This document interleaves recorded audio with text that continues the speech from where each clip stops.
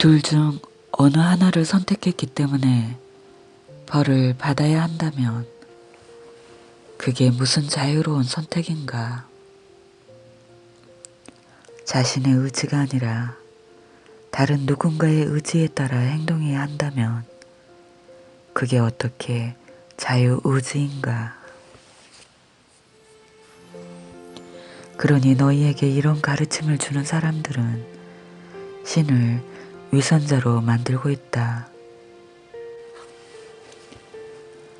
너희는 신은 용서이고 자비이지만 너희가 올바른 방식으로 용서를 구하지 않는다면, 너희가 합당하게 신에게 다가가지 않는다면 너희의 탄원은 들리지 않을 것이고 너희의 외침은 무심하게 지나쳐지고 말리라는 말을 듣는다.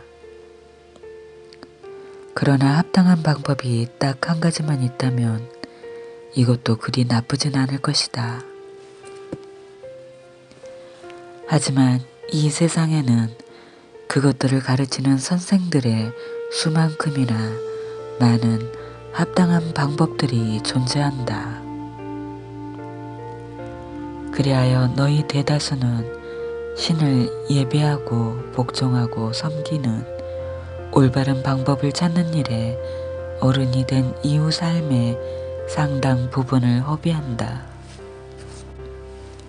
그러나 이 모든 것의 역설은 나는 너희의 예배를 원치 않고 너희의 복종이 필요하지 않으며 따라서 너희는 나를 섬길 필요가 없다는 데 있다. 이런 행동들은 너희의 역사에서 군주들, 그것도 되게 독선적이고 불안정하고 전제적인 군주들이 자기네 백성들에게 요구해온 것들이다. 그것들은 결코 신의 요구가 아니다. 세상이 지금까지도 그런 요구가 터무니없고 신의 요구나 바람과는 전혀 무관하다는 결론을 내리지 않는 건 참으로 놀라운 일이 아닐 수 없다. 신에게는 그 무엇도 필요하지 않다.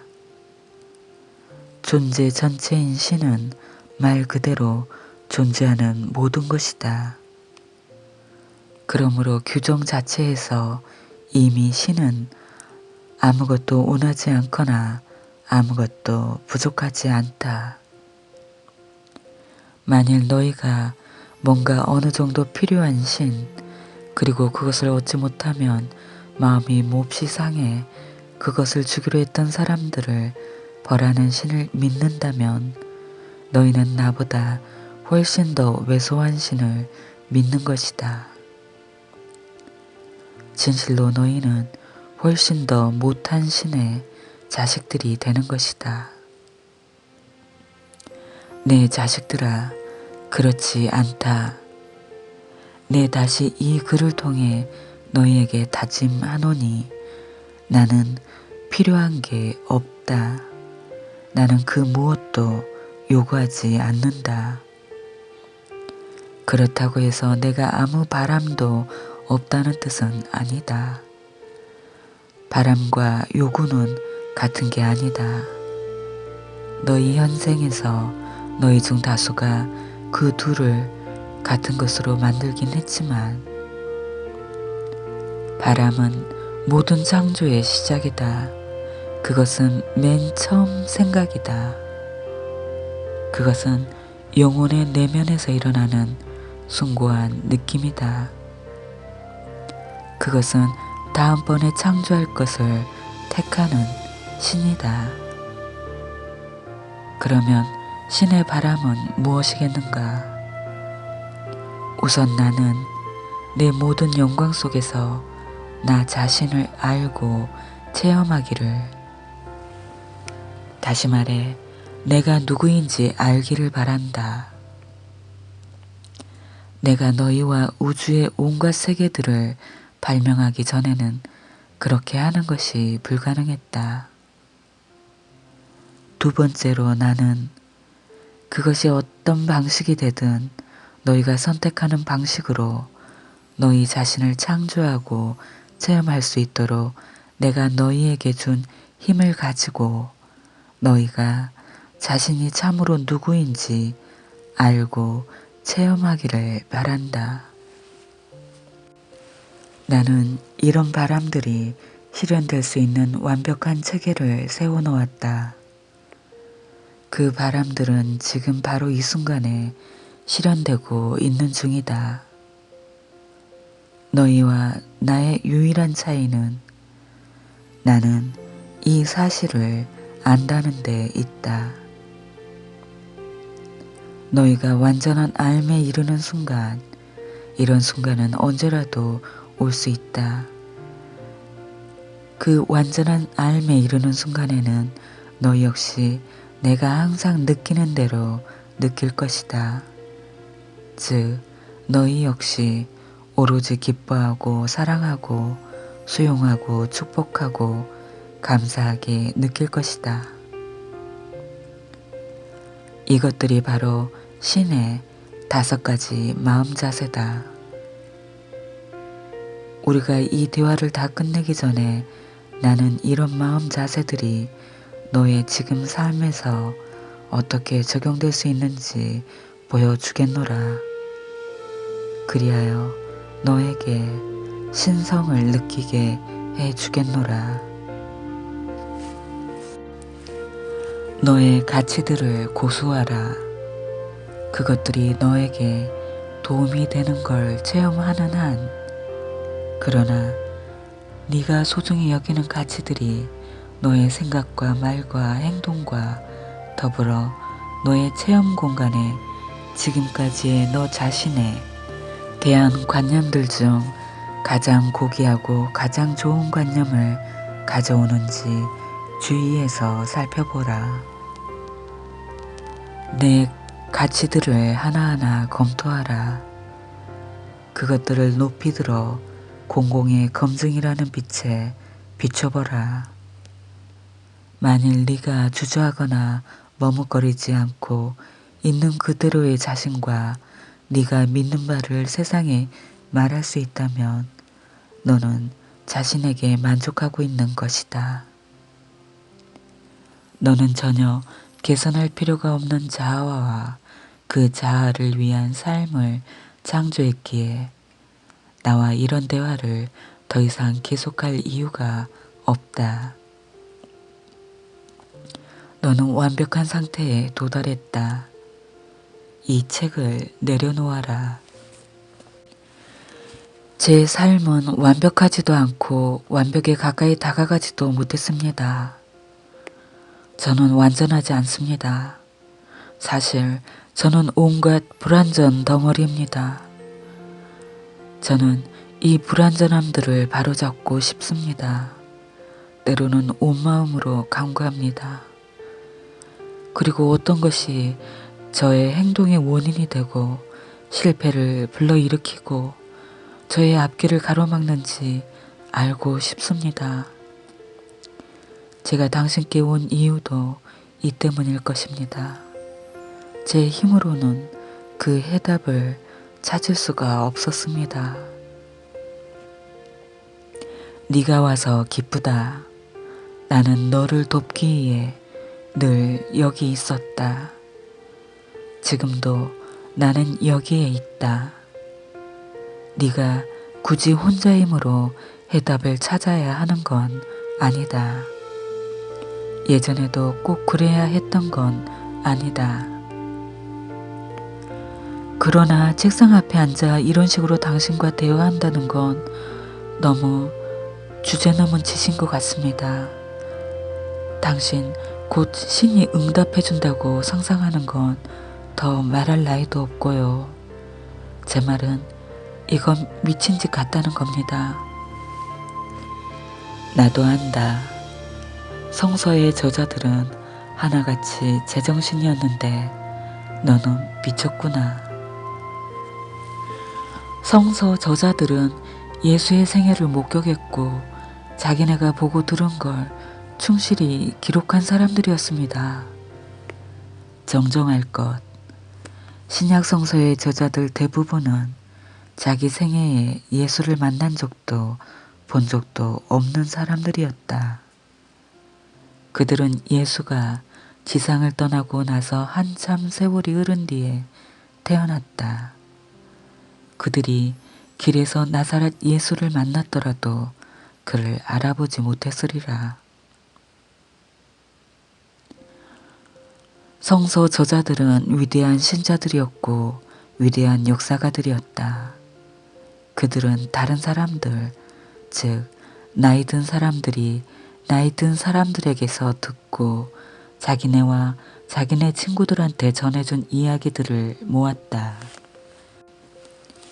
그렇게 해서 마침내 글로 적힌 기록이 만들어진 것이다. 그렇다고 그 최종 문서, 성서 속에 성서 저자들이 적은 모든 기록이 다 들어간 것은 아니었다. 그 당시 이미 예수의 가르침을 중심으로 해서 교회들이 생겨났다.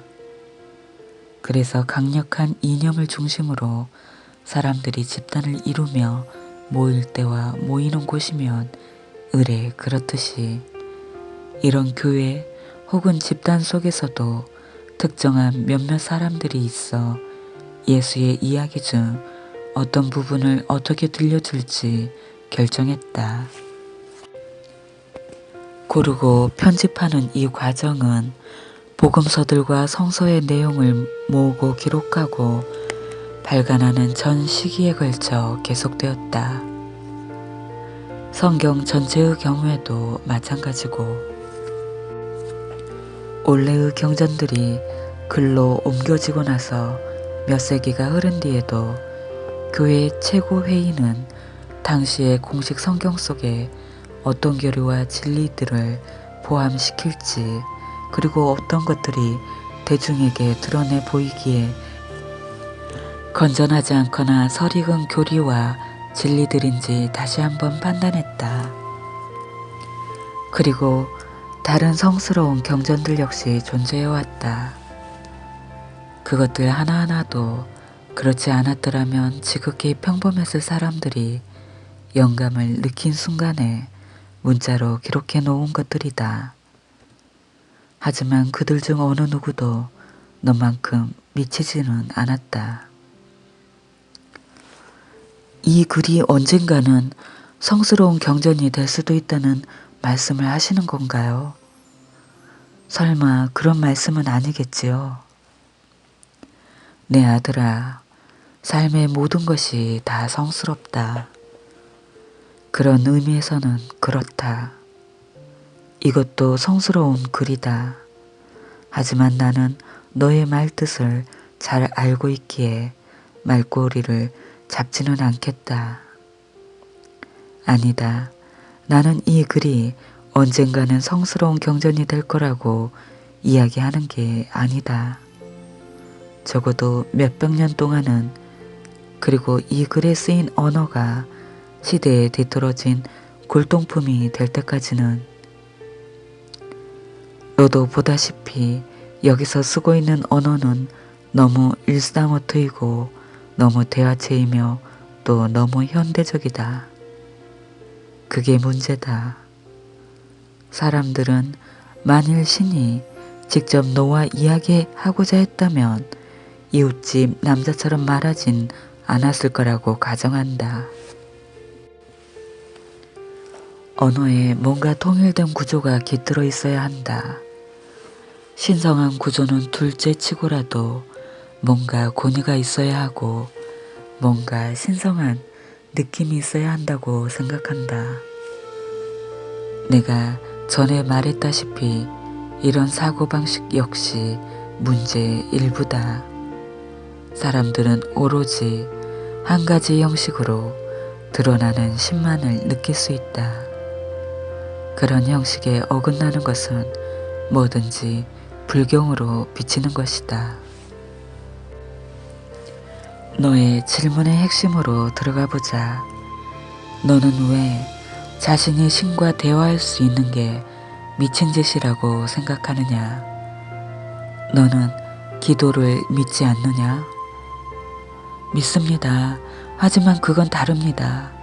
저한테 기도는 늘 일방통행이었습니다. 저는 묻고 신은 늘 침묵을 지키시죠. 신이 기도에 응답해 준 적이 한 번도 없다고? 아니, 있습니다. 하지만 아시다시피 말로 응답하신 적은 한 번도 없습니다.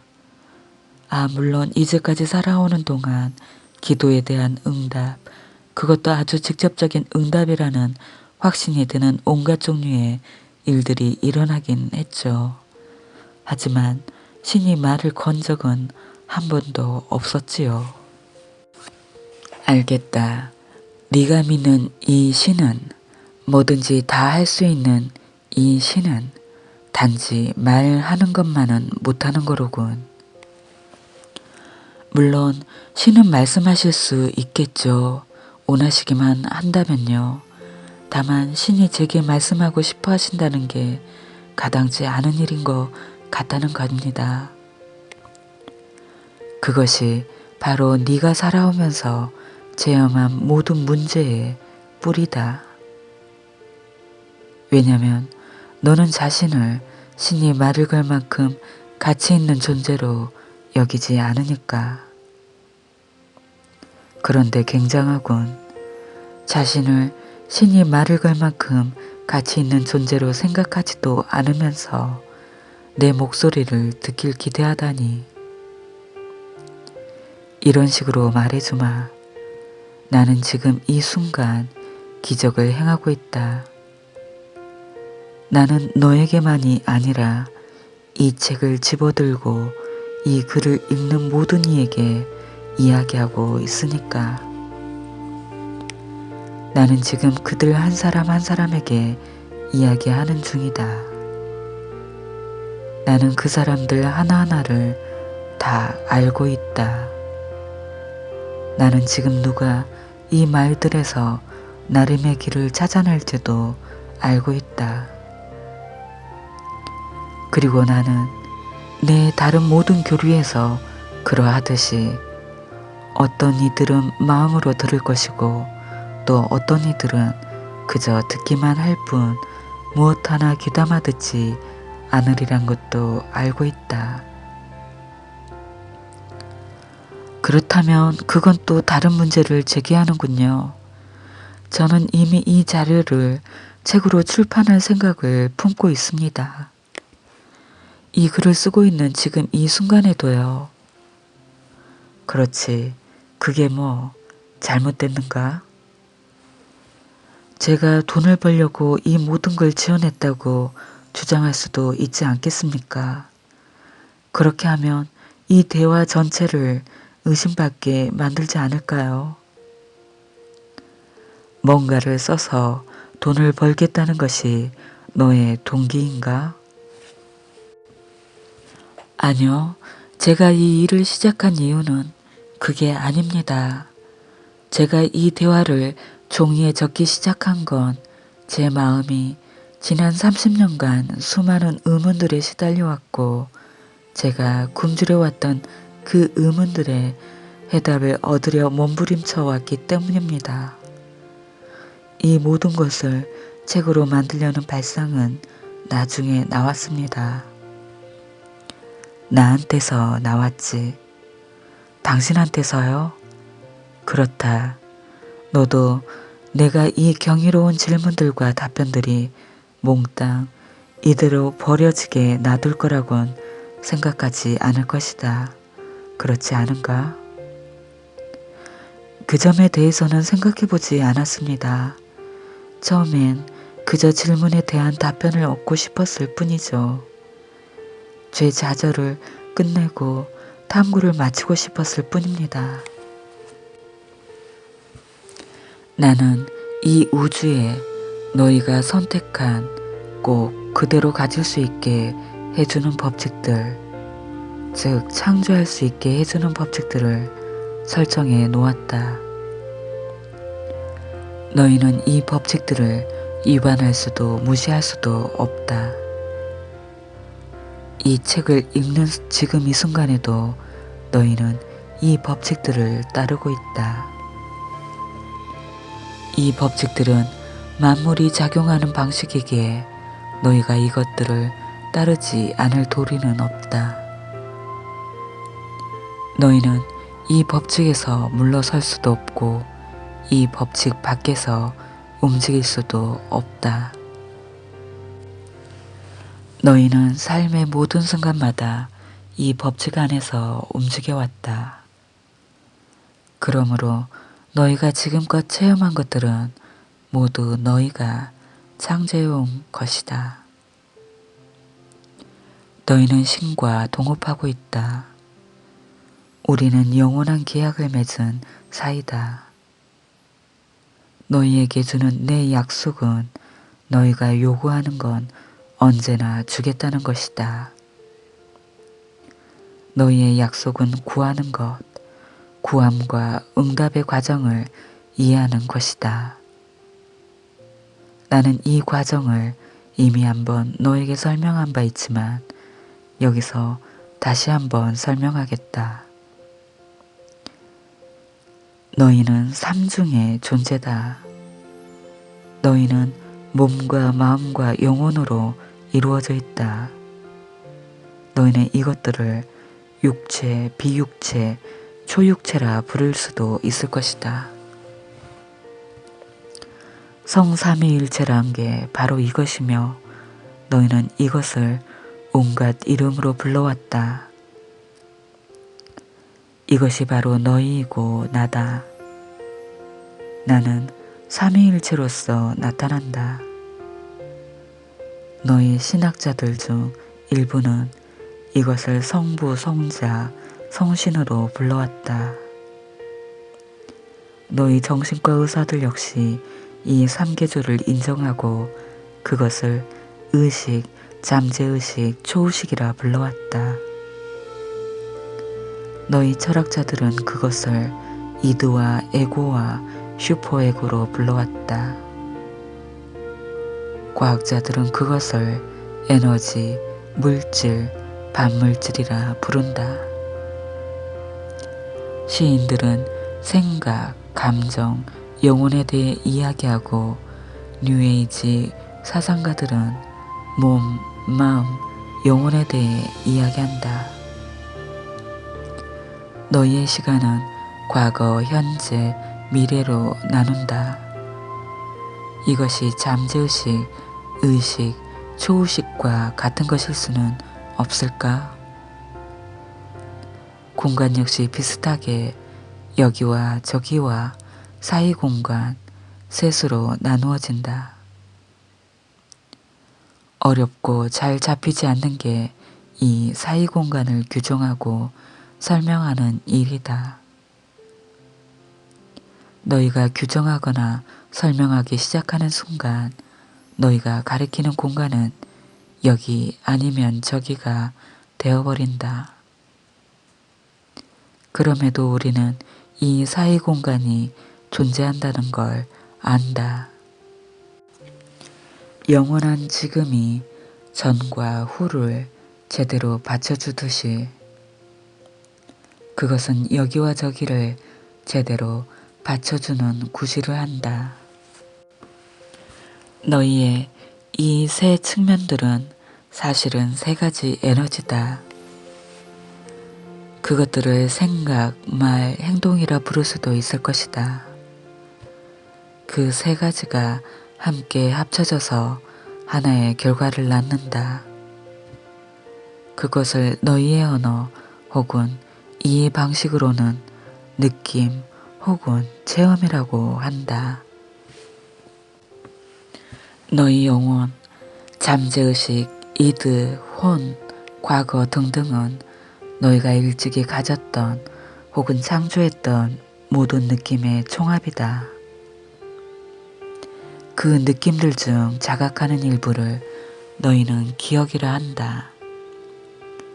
기억, 메모리 할 때 너희는 재구성한다. remember. 즉 함께 다시 모은다. 다시 모은다고 말한다. 너희가 자신의 모든 부분을 다시 모을 때 너희는 자신을 재구성하게 될 것이다. 창조 과정은 생각, 즉 발상, 개념, 시각화에서 시작된다. 너희가 지금 보는 모든 것이 한때는 누군가의 발상이었다. 너희 세계에 존재하는 어떤 것도 처음에 순수한 생각으로만 존재하지 않은 것이 없다. 이 점은 우주에도 똑같이 적용된다.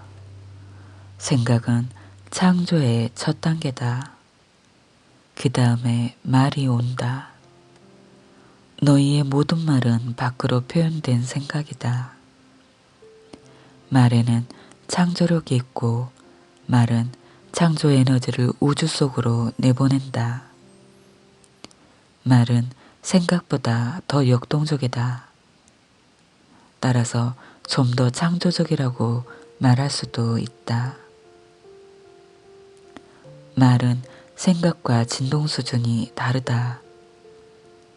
말은 생각보다 더 강한 충격으로 우주를 뒤흔든다. 말은 창조의 두 번째 단계다. 그 다음에 행동이 온다. 행동은 움직이는 말이다. 말은 표현된 생각이다. 생각은 형성된 발상이고 발상은 한데 모인 에너지들이다. 에너지는 풀려난 힘이고 힘은 존재하는 요소들이다. 요소들은 신의 조각들이고 전체의 일부들이며 모든 것의 재료다. 그 시작은 신이다. 그 끝은 행동이다. 행동은 창조하는 신, 즉 체험된 신이다. 너희는 자신이 신의 일부가 되고 신과 동호관계를 맺기에 충분할 만큼 훌륭하지도 않고 경이롭지도 않고 죄 없지도 않다고 생각한다.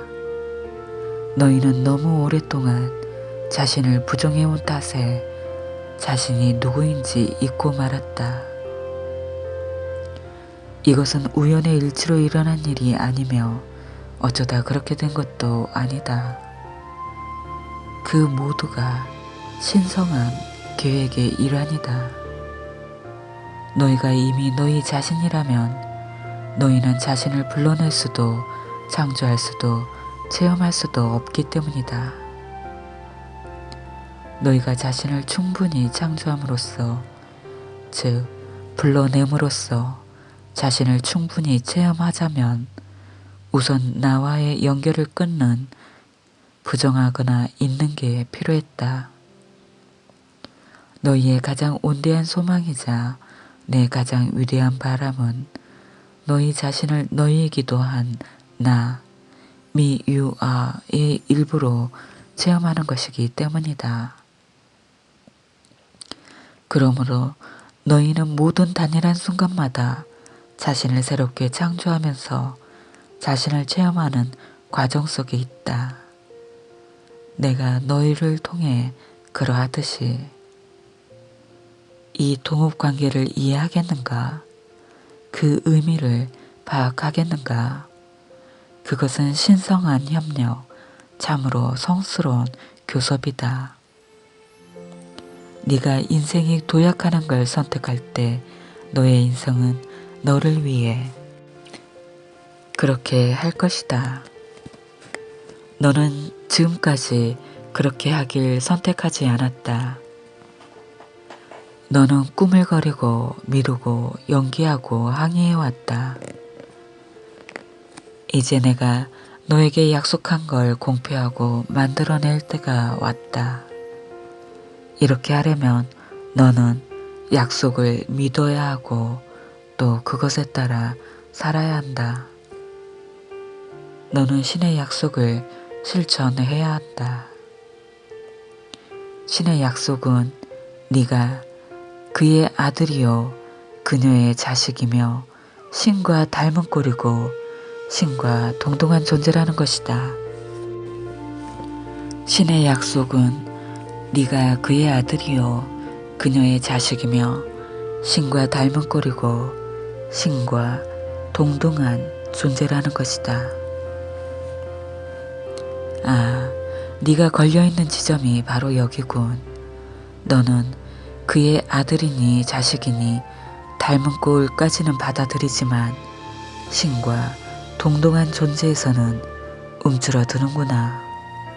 너무 버거운 얘기라. 너무 엄청나고 너무 놀랍고 너무 부담스러운 얘기라 받아들일 수 없다는 게로군. 왜냐하면 네가 신과 동등하다면 그건 그 무엇도 너를 어쩌지 못한다는 뜻이고 모든 것이 너의 손으로 창조되었다는 뜻이니까. 이 세상에는 희생자도 없고 악당도 없다. 오로지 너의 생각에 결말들만 있을 뿐이다. 너에게 말해주마. 너희가 세상에서 보는 모든 것은 너희가 그것들에 대해 생각한 것의 결말이다. 너는 자신의 인생이 정말로 도약하길 원하는가? 그렇다면 자신의 인생에 관한 자신에 관한 생각을 바꾸어라. 너이기도 한 신, God, You are로서 생각하고 말하고 행동하라. 물론 이것은 너를 주위 사람들 다수 아니 대다수에게서 떼어놓을 것이다. 그들은 너를 미쳤다고 할 것이다. 그들은 네가 신을 모독한다고 말할 것이다. 결국 그들은 너에게 질색하면서 너를 십자가에 매달려 할 것이다.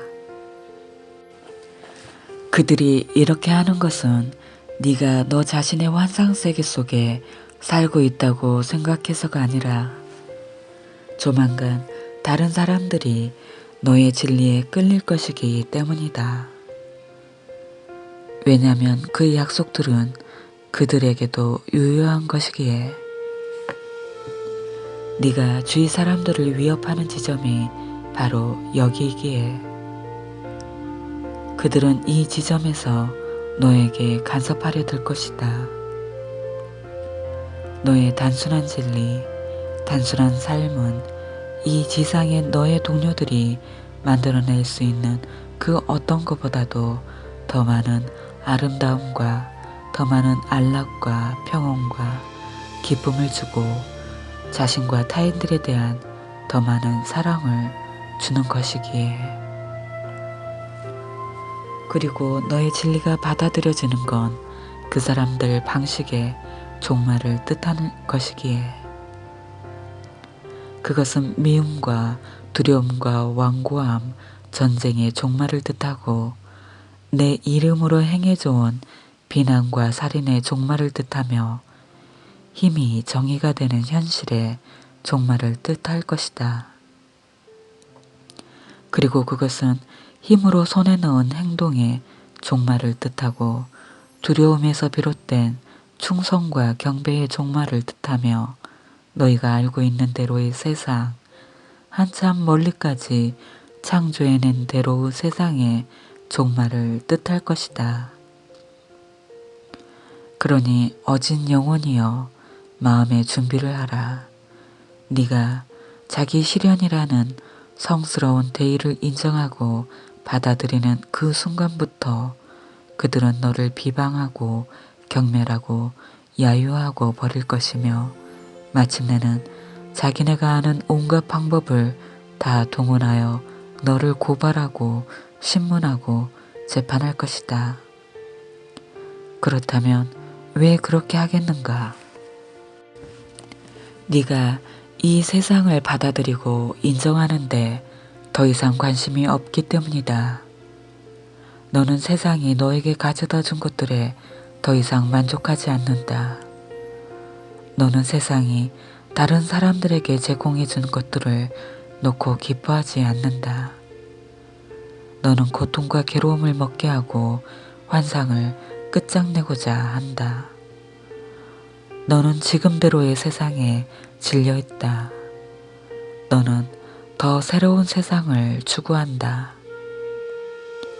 하지만 더 이상 새로운 세상을 구하지 마라.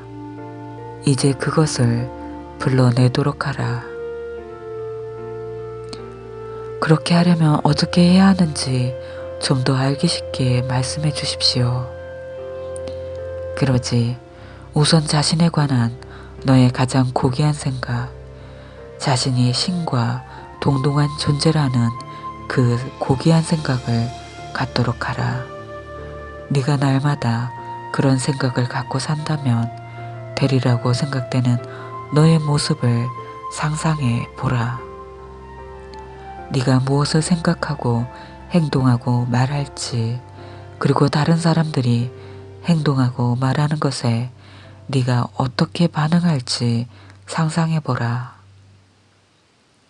그 모습과 네가 현재 생각하고 행동하고 말하는 것 사이에 차이가 있다는 걸 알겠느냐? 네, 아주 큰 차이가 있다는 걸 알겠습니다. 좋다. 지금 이 순간에 너는 자신에 관한 고귀한 전망으로 살고 있지 않다는 걸 너도 나도 알고 있기에 당연히 그럴 것이다. 이제 네가 지금 있는 곳과 되고자 하는 곳 사이의 차이를 알았으니 너의 생각과 말과 행동을 너의 가장 고귀한 전망에 걸맞게 바꾸기 시작하라. 의식적으로 바꾸기 시작하라. 그렇게 하려면 실로 엄청난 정신과 육체의 노력이 필요하다. 너의 모든 생각과 말과 행동을 순간순간 끊임없이 관찰하는 일도 해야 한다. 또 여기에는 계속해서 의식적으로 선택하는 것도 포함된다. 이 모든 과정이 자각으로 가는 위대한 발걸음이다. 만일 네가 이 도전을 받아들인다면 너는 평생의 반을 아무 의식 없이 보내왔다는 사실을 깨닫게 될 것이다. 즉, 너는 지금까지의 과정에서 자신의 생각과 말과 행동이 만들어낸 결과들을 체험할 때까지는 네가 무엇을 선택하는지 의식 차원에서 자각하지 않았다는 사실을 깨달을 것이며, 또 이 결과들을 체험하고 나면 그 결과들이 자신의 생각과 말과 행동과 관련 있음을 부정했다는 사실을 깨달을 것이다. 내가 지금 하는 얘기는 그런 의식 없는 삶을 그만두라는 외침이다. 이것은 너희의 영혼이 태초부터 너희에게 일깨우고자 했던 과제다. 그런 식으로 자신을 계속 관찰해 나간다는 건 끔찍할 정도로 피곤한 일이 될 것 같은데요. 그럴 수 있다. 그것이 제2의 천성이 되기 전까지는. 사실 그것은 너희의 두 번째 천성이다. 너희의 첫 번째 천성은 조건 없이 사랑하는 것이다. 너희의 첫 번째 천성, 즉 너희의 참된 천성을 의식적으로 표현하고자 하는 게 두 번째 천성이다. 죄송합니다만 제가 생각하고 말하고 행동하는 모든 걸 이런 식으로 끊임없이 의식하는 게 사람을 멍청하게 만들지 않을까요? 절대 그렇지 않다. 전과 달라지기는 할 것이다. 하지만 우둔해지지는 않는다. 예수가 멍청했는가? 나는 그렇게 생각하지 않는다. 부처가 함께 있기에 따분한 존재였는가? 수많은 사람들이 그에게 몰려들었고 함께 있어달라고 간청했다. 깨달음을 얻는 그 누구도 멍청하지 않다. 아마 남다르고 비범하긴 하겠지. 하지만 결코 멍청하지는 않다. 그래, 너의 삶이 도약하길 바란다고? 그렇다면 지금 당장 네가 되기 바라는 대로 너의 삶을 그려보고 그 속으로 옮겨가라. 그것과 조화를 이루지 않는 모든 생각, 모든 말, 모든 행동을 점검하라. 그런 것들에서 떨어져라. 너의 고귀한 전망에 걸맞지 않은 생각을 하게 되면 바로 그 자리에서 새로운 생각으로 바꾸라. 너의 가장 위대한 이상에 어울리지 않는 말을 하게 되면 다시는 그런 말을 하지 않게끔 적어두어라. 너의 가장 좋은 의도에 어긋나는 행동을 하게 되면 다시는 그렇게 하지 않겠다고 다짐하라. 그리고 할 수만 있다면 연관된 사람들과 함께 그런 행동을 바로잡아라.